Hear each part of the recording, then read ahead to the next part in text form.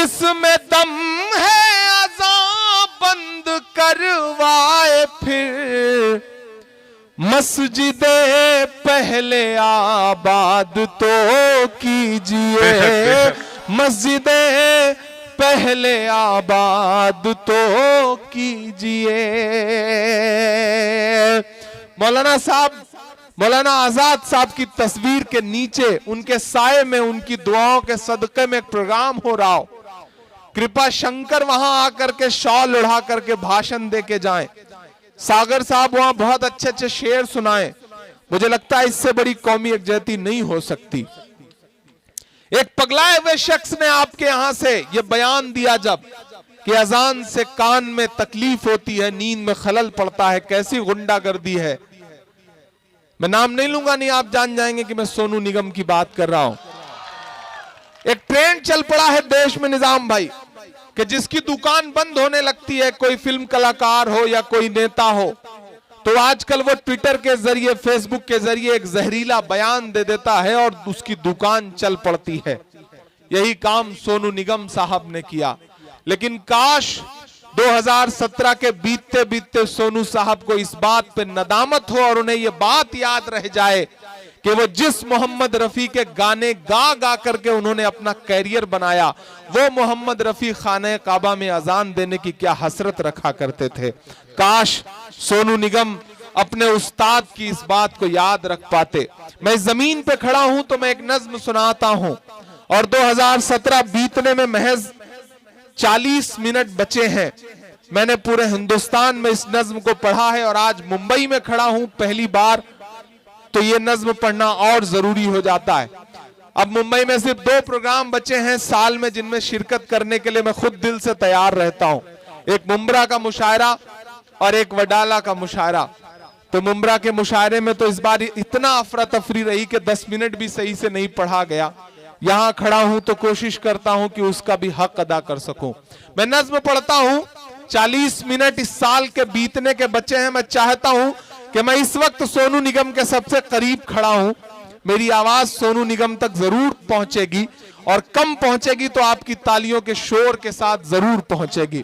मैं पढ़ता हूं और आपसे दुआएं मांगता हूं साहब, कि कभी ना होगी बंद अजान, कभी ना होगी बंद अजान। जाना सोनू निगम तक इस वक्त तो उनके पीने पिलाने का दौर शुरू हुआ होगा।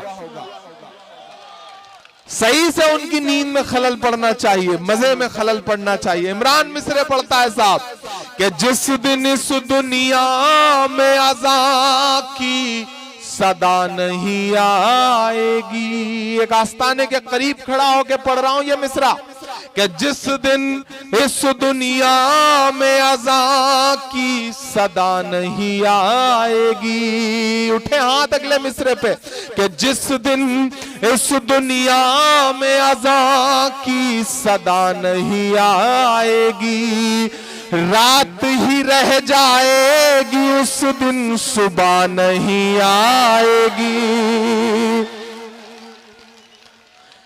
कि जिस दिन इस दुनिया में अज़ां की सदा नहीं आएगी, रात ही रह जाएगी उस दिन सुबह नहीं आएगी। कि अल्लाह तुझे हिदायत दे दे।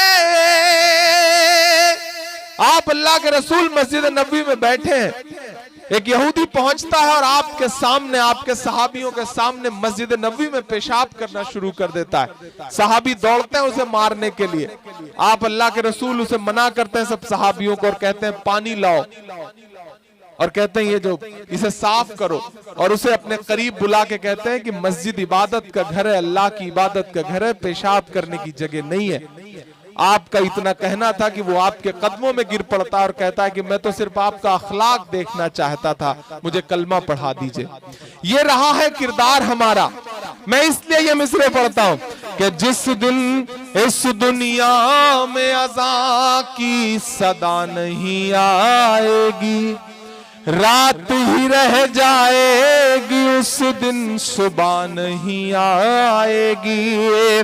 कि अल्लाह तुझे हिदायत दे दे,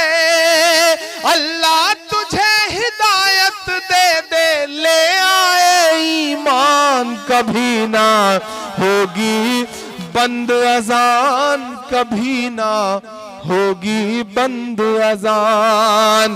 के आरती और अजान से मिलकर बने हैं हिंदुस्तान, कभी ना होगी बंद अजान, कभी ना होगी बंद अजान। बहुत शुक्रिया।